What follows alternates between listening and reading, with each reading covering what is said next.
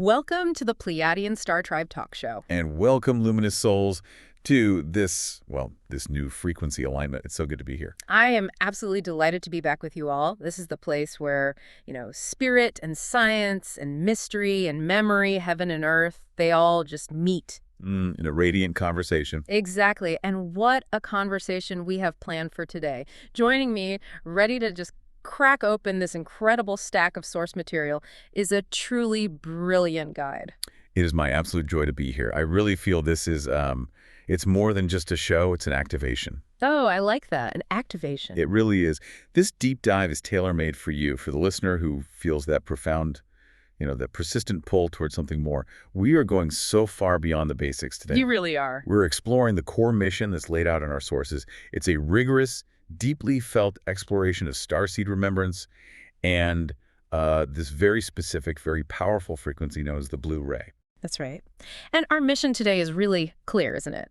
It's to provide a sort of shortcut to being well-informed about the soul contracts and the energetic systems that underpin this whole awakening process. Yeah. We've got material ranging from, some really ethereal channeling transcripts to more grounded philosophical texts on cosmic consciousness. It's a real mix. A beautiful mix. Okay, so let's unpack this. The central question we are diving into, the real anchor for this entire deep dive, is this. What does it mean, in the most practical, mystical, and energetic sense, to remember the starseed within? And more than that, how does that memory transform the way you interact with this planet right here, right now? That's the whole point, isn't it? Okay. It means recognizing that the ache you feel, that sense of being an outsider looking in, it's not a failure. Right. There's not something wrong with you. Not at all. It's not a failure of integration, but a deep cellular truth. It's that moment where we stop striving to fit into the density, and instead we begin embodying the frequency we actually came here to transmit. Okay, so let's begin right there. Let's start where the journey really begins for so many people, with that initial feeling. The call. The call, exactly. Our source material consistently details this subtle vibration, often described as, a whisper or a gentle tug back toward the stars. So for the person listening who might suspect this applies to them, can you detail the mechanics of this call? Because it is subtle, isn't it? How does it show up in daily life? Oh, it's so subtle. And it's often missed because we're all conditioned to listen for, external cues. A loud sign. A loud sign, Yeah. a definitive prophecy, something outside of ourselves. But the call from the stars, according to these ancient memory sources, is purely internal. It's a subtle vibration that threads itself through the fabric of your conscious life and your subconscious life, too. So where would you see it most clearly? We see it in really three main areas. First, in these persistent, really detailed dreams where you're flying or you're existing on these crystalline structures. Second, through undeniable synchronicities. You keep seeing the same cosmic numbers or symbols over and over again. And third, and this is the most powerful one, in moments of profound stillness. Oh, so when the noise stops. When the noise stops. And in that quiet, a gentle, insistent internal statement just arises, and it says, "You came here for something greater than this routine." It's the soul's native language, just overriding the ego's noise for a moment. That internal prompt is so resonant. It really is. Yet so many people mistake that feeling for deep isolation, don't they? They look up at the night sky and just feel this profound sadness or loneliness. And this is where we have to make the crucial distinction. This is straight from the teachings. So many starseeds interpret that ache as loneliness, as if they're the only ones here who feel this way. Which would be incredibly isolating. Terribly. But the sources tell us it is not loneliness at all. It's pure recognition. Recognition. Okay, explain that. That feeling. It's the echo of your genuine cellular memory reverberating through your physical body. It's the memory of home, of a life lived in harmony, where connection and instantaneous telepathy were just the norm. Right. And that memory is meeting the density, the separation, and the forgetting of Earth. Yeah. So that yearning for the stars, it isn't some romantic fantasy. It's memory awakening. It's a biological and a spiritual mechanism for remembrance. I find that framing that the feeling of being lost is actually the first sign of being found to be such a powerful synthesis. It just flips the whole thing on its head. It does. So if that yearning is the confirmation, then we need the definition. For those who are ready to embrace this concept, how do we define the starseed essence? Where do these souls come from, and what is their primary role, according to the sources? Fundamentally, a starseed is a soul whose consciousness either originates from or has undergone, extensive training within higher frequency star systems before choosing to incarnate on Earth. Okay, so it's not always about origin, it can be about training too. Exactly. A sort of spiritual university, you could say. And the materials we drew from today, they consistently highlight 5 main groups. And it's really critical to understand their distinct energetic blueprints. Please elaborate on those. I think our listeners who follow this topic are looking for that kind of differentiating nuance. It helps to locate oneself in the story. Of course. And when we list the most commonly mentioned systems, the Pleiades, Sirius, Arcturus, Lyra, and Andromeda, it's not just an arbitrary list of beautiful names. No. These systems represent specific spiritual specialities. So let's start with the Pleiades. They're often associated with the embodiment of deep emotional healing, nurturing, and really heart-centered communication. They specialize in restoring balance to the feminine principle here on Earth. So they're the healers, the nurturers. The great nurturers. Then you have Sirius. These souls are the master architects and wisdom keepers. They often specialize in bringing high-structure, metaphysical concepts and advanced spiritual technologies into human systems. What do you mean by spiritual technologies? Things like sacred geometry and architecture, or new systems of governance that are based on harmony instead of conflict. They build the new frameworks. Fascinating. And Arcturus. Arcturus. They are the technological and healing innovators. Arcturian starseeds often have a deep affinity for sound, color, and frequency healing. They're the ones pushing the boundaries in medicine and rapid evolution. Okay, so the scientists and the healers, in a way. A perfect blend of both. Then there's Lyra. They're considered the ancestral seeders. They carry the codes of royalty, the original creation myths, and the fundamental blueprint for human consciousness itself.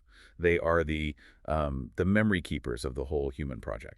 The storytellers, the myth makers. Beautifully put. And finally, Andromeda. They are the freedom fighters and the explorers. They are constantly pushing against limitations and teaching humanity how to break free from self-imposed density and the structures of fear. Wow. So if you feel a profound pull towards, say, sacred geometry and architectural design, that might suggest a strong Syrian blueprint. Whereas a deep emotional resonance with animals and nature might signal a Pleiadian origin. It really gives a definition to one's innate personality. Exactly. And these souls are not just tourists. They are highly specialized volunteers. Their core, their overarching role, is to assist humanity's evolution by stabilizing and raising the collective frequency. And how do they do that? They do it simply through their innate qualities. Deep, often overwhelming, compassion, immense creativity, and, crucially, by holding a higher vibration simply by existing, just by being here. Which naturally leads us into the common signs of awakening. If the core identity is defined by these high-frequency blueprints, what are the daily physical manifestations that signal this memory is becoming active? Our sources emphasize 4 key indicators. The signs are beautiful, but they present significant challenges in a dense, lower-frequency environment like Earth. The first indicator is that deep, often debilitating, empathy for people, animals, and the planet. And you say debilitating. This isn't just sympathy. Oh, no. It's feeling the pain, the fear, the environmental distress deep in their bones as if it were their own physical injury. It can be incredibly overwhelming. That sounds genuinely difficult, especially in a world saturated with digital input and global news. How do your sources advise a starseed to manage that immense sensitivity without completely isolating themselves from the world they came here to help? That's the essential question, isn't it? Yeah. It's a real challenge. And the sources are very clear. The key is energetic sovereignty. Okay, energetic sovereignty. Let's break that down. This directly ties into the second indicator, which is a sensitivity to crowds and emotional disharmony.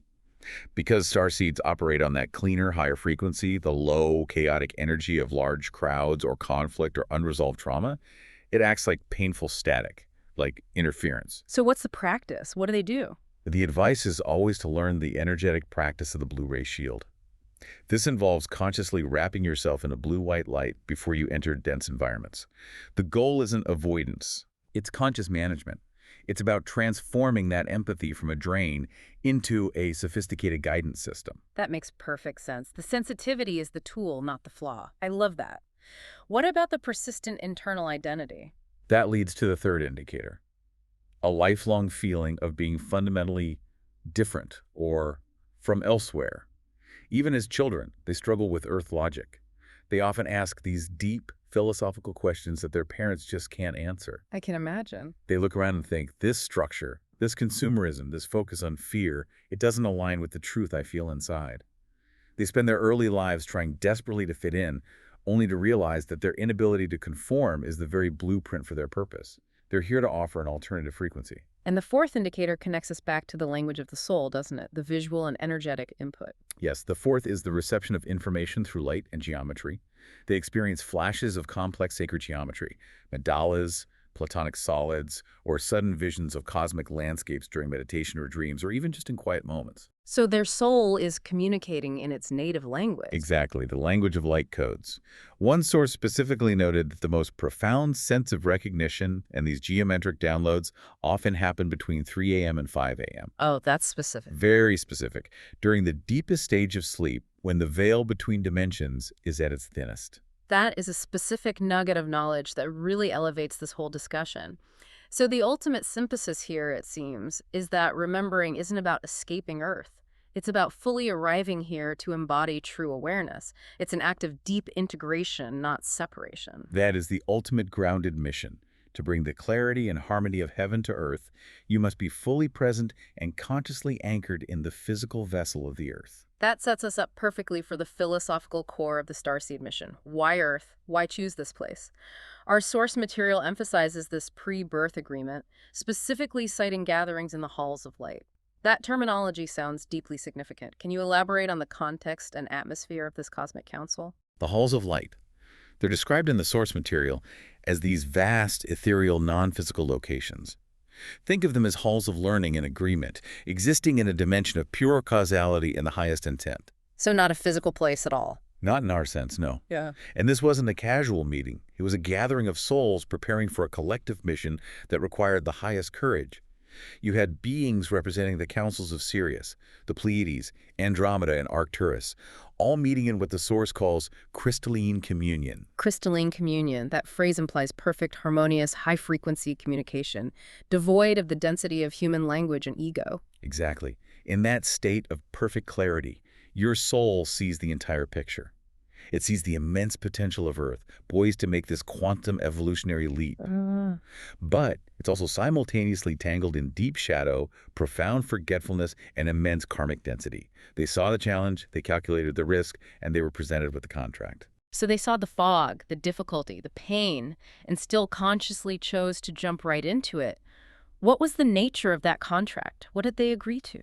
The contract was an agreement to enter the density of the physical body and, crucially, to accept the paradox of forgetting their brilliance.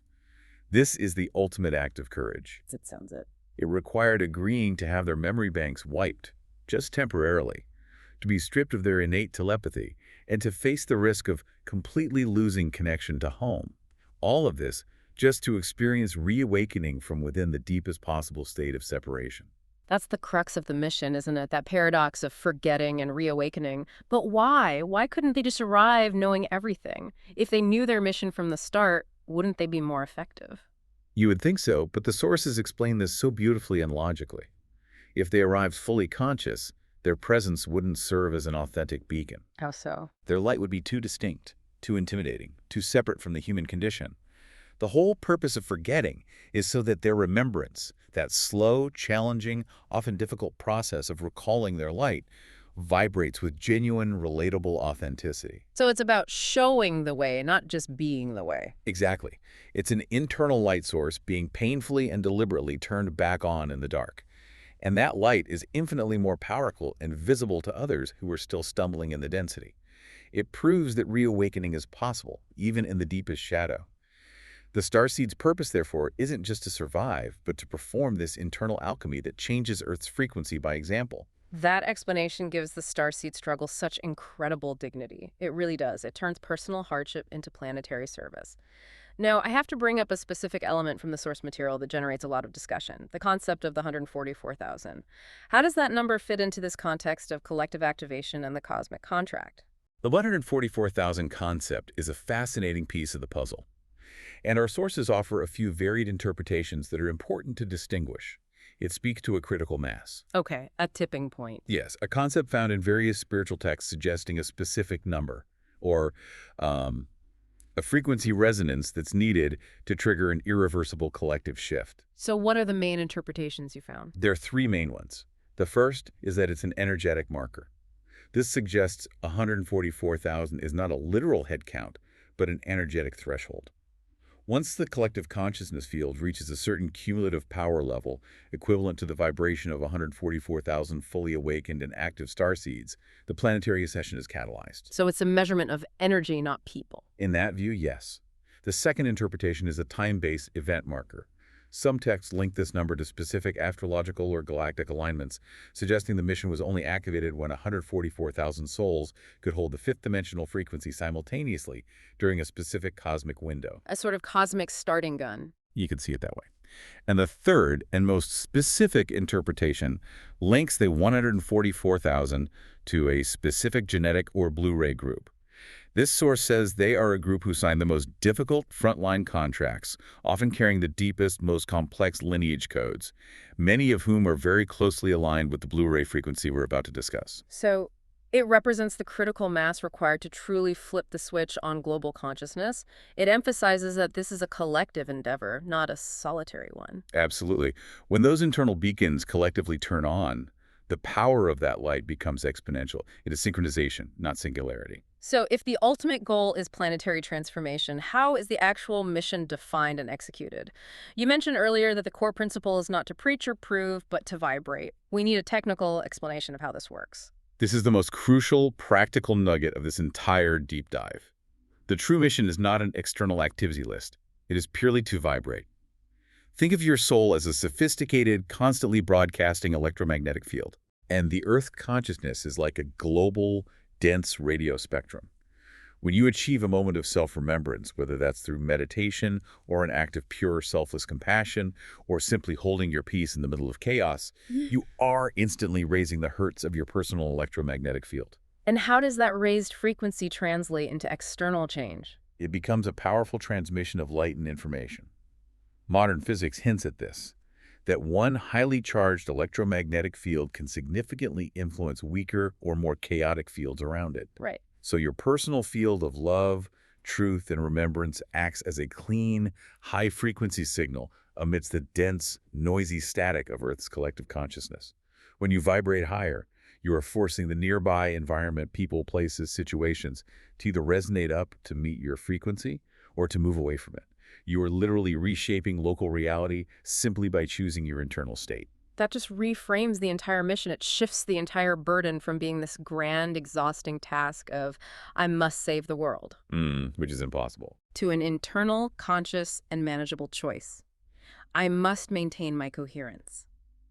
You don't have to quit your job and move to a mountain. You just have to choose your frequency in the line at the supermarket. That is the mission lived. It is in the quiet dedication to coherence and inner peace, even when everything around you screams the opposite, is the highest leverage point for change. This raises a really important question then. If we are tasked with being this bridge, how do we consciously activate and maintain that bridge? How do we make sure the signal is crystal clear and high frequency? We need the proper energetic key.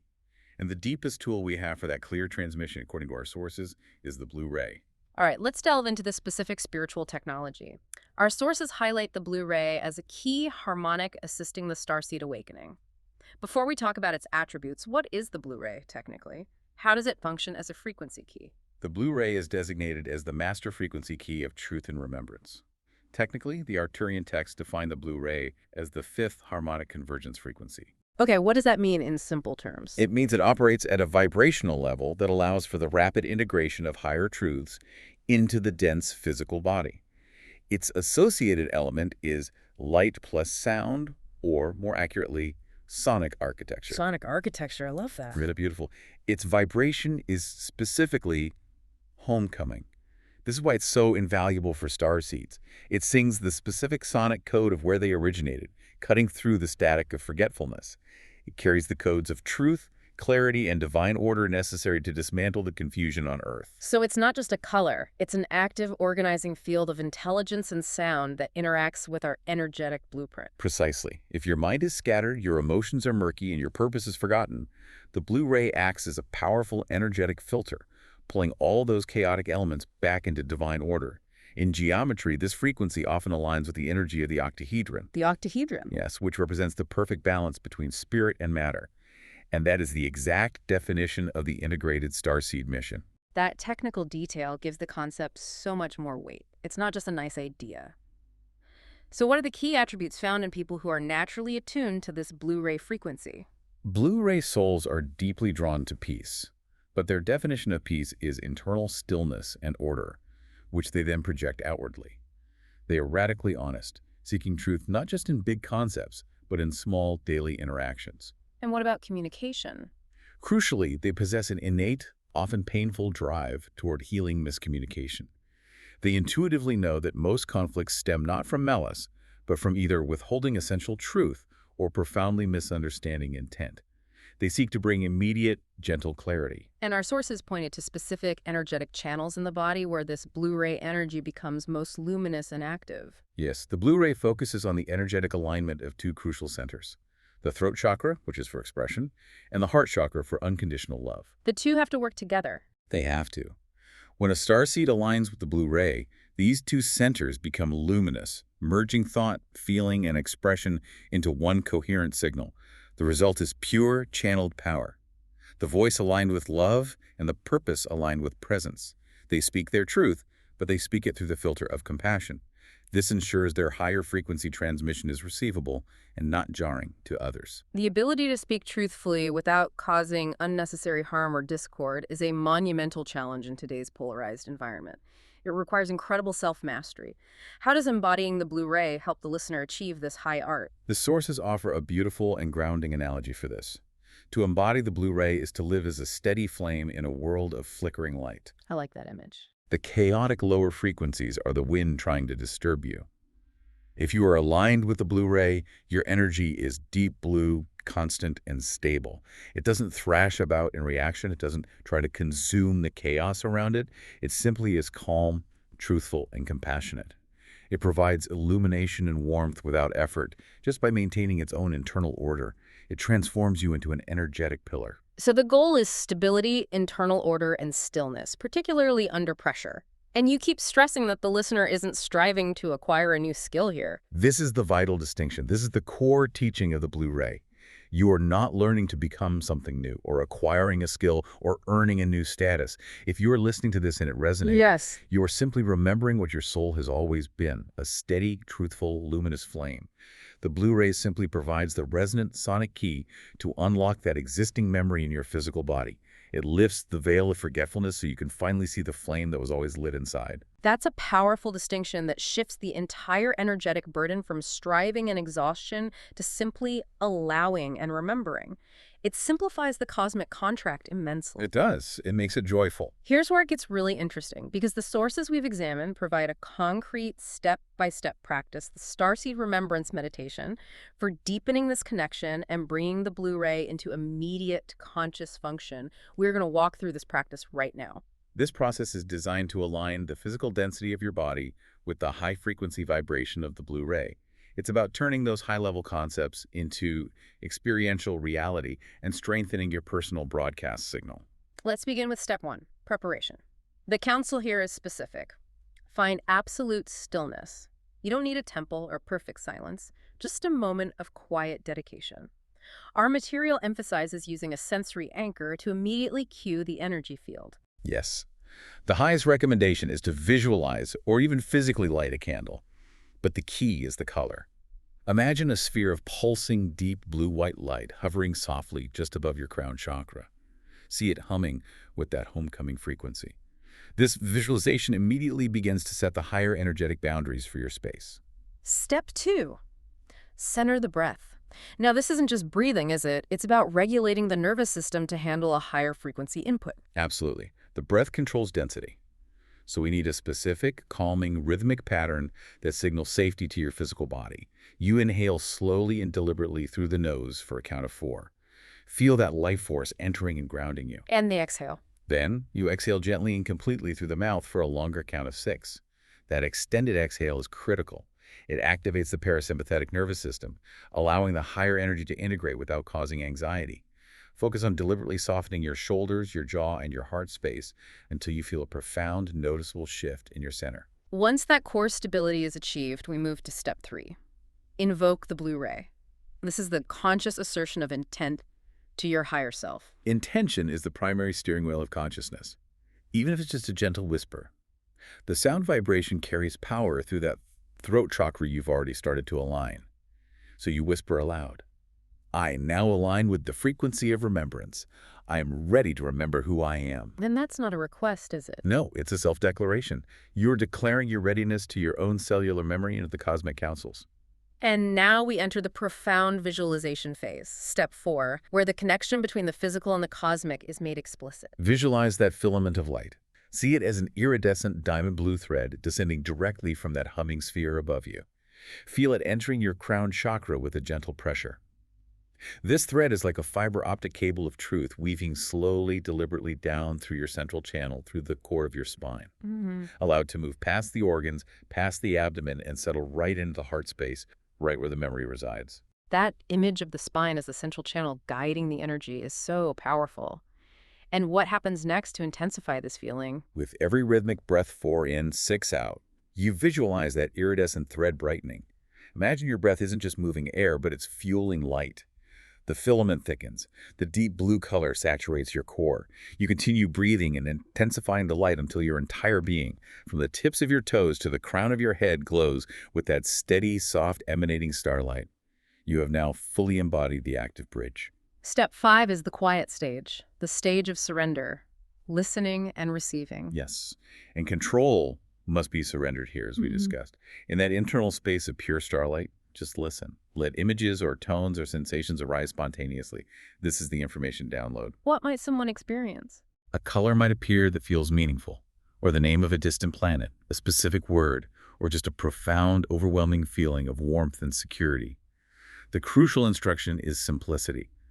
Do not chase the image, do not analyze the word, and do not try to force a grand revelation. Just let it arrive, acknowledge it, and allow the flow. This is your soul, bypassing the critical mind to communicate in its native, subtle language. Once the reception is complete, we must anchor the feeling with step 6, affirmation. This is the declaration that aligns your conscious mind with the high frequency you've achieved. Use the affirmation provided with conviction. Allow that powerful truth to resonate in the glowing space you've created. I am a child of the cosmos. My purpose is love in motion. Speak it and feel the truth of those words vibrating out through your luminous field. And finally, step 7, closing and grounding. It is absolutely crucial that we do not skip the Earth connection. Absolutely not. The entire point of the Starseed mission is integration. You must solidify the light and the density. So you place a hand gently on your heart. Feel the starlight you summoned, that incredible high-frequency energy, and feel it move down. Visualize deep, strong roots extending from the soles of your feet, past the pavement, past the soil, deep into the molten core of the earth. Have to anchor it. You have to anchor that starlight. You are not floating away into the cosmos. You are stabilizing the higher frequency here and now. You are both star and soil, heaven and human.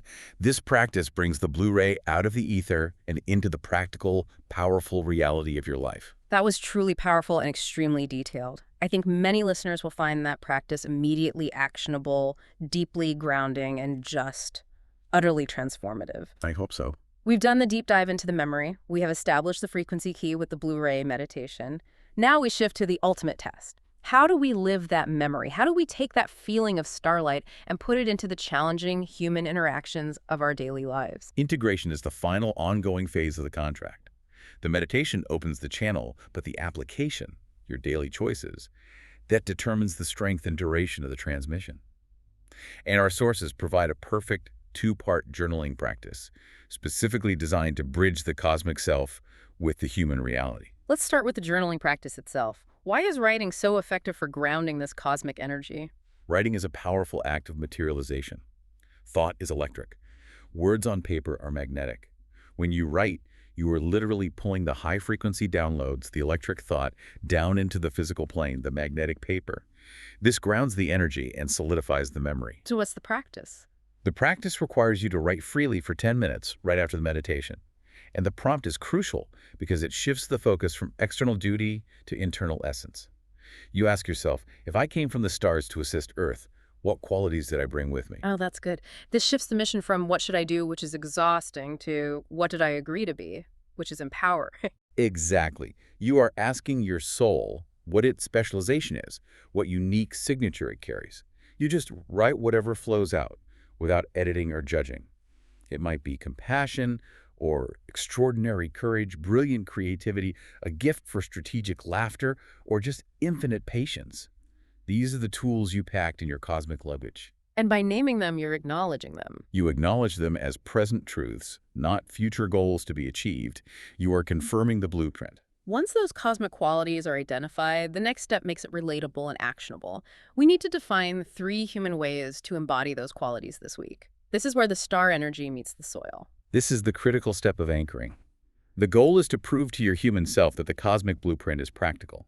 So if you wrote that you brought extraordinary courage, your 3 human ways might be, I don't know, speak a long withheld truth to one family member this week. Or begin that creative project I've been afraid to fail at. Perfect. Or if you wrote infinite patience, it might be, hold space for a colleague in distress without interrupting or offering advice, just listening for 5 minutes. It makes the cosmic mission incredibly small, manageable, and highly specific. This really takes the pressure off the starseed identity. That's the entire point. The mission is not a grand, unattainable checklist that just generates more stress. It is a specific, high frequency that you maintain and emanate through simple, daily life choices. It is the conscious choice to be the steady flame, even when someone bumps your table or cuts you off in traffic or brings drama into your workplace. To help maintain that frequency in the face of all that inevitable density, our sources included a powerful set of starseed affirmations. I'd love for you to share those as daily anchors for our listeners. These affirmations are designed for strength, self-sovereignty, and grounding. You can use them when you feel overwhelmed or overly sensitive, or just feel the connection slipping away. What's the first one? When you need to remember that your physical vessel is sacred and powerful, you declare, I am light in human form. Simple. Powerful. When your sensitivity feels like a burden, shift the perspective and affirm its value. My sensitivity is sacred guidance. I love that. Turning a perceived weakness into a strength. And to keep the Blu-ray channel open throughout the day and ensure coherence, you state, remembrance flows through my every breath. And finally, to acknowledge the deep integration achieved through the meditation and the journaling practice, I am both star and soil, heaven and human. Those are magnificent, simple, potent, and they resonate so deeply with the entire concept of the cosmic contract we've explored today. Beloved starseed, know this. Your awakening is not a race, and it is not a destination you rush toward. It is a slow, exquisitely timed blooming. That's a lovely way to put it. Every insight, every synchronicity that makes you pause, and every ache of longing you feel beneath the night sky, these are not signs of struggle. They're all petals unfolding toward the memory of home. The universe is not waiting for you to be perfect. It is just waiting for you to be present. And remember the physics of this mission. Yeah. When you commit to this process, when you choose to embody the Blu-ray and anchor that steady flame, the impact is immense. You are not an isolated entity fighting alone. Not at all. When one starseed fully awakens and consciously holds their light, the energy field of the collective brightens significantly. The shift becomes palpable. The universe literally expands through your embodied awareness and through every conscious act of compassion, of courage, and coherent vibration you take. You are the embodiment of the cosmic contract, the promise made in the halls of light now being realized in the human heart. So what does this all mean? The sources leave us with a powerful final image reminding us of the ultimate truth. The stars themselves whisper softly, joyfully through the newly cleared channel of the Blu-ray. Welcome home, beloved one. You have never been lost. You've only been learning to see through starlight once again. We've explored the dense concept of the cosmic contract. We've provided the frequency key of the Blu-ray and given you the concrete tools, the visualization, and the journaling prompt to fully integrate them. Remember, you are that vital bridge between heaven and earth. And we want to leave you with one final thought to mull over as you step back into your day and embrace this memory. Based on the qualities you brought with you. Yes. Based on those qualities you just uncovered, what specific active frequency will you choose to anchor and stabilize into the world today?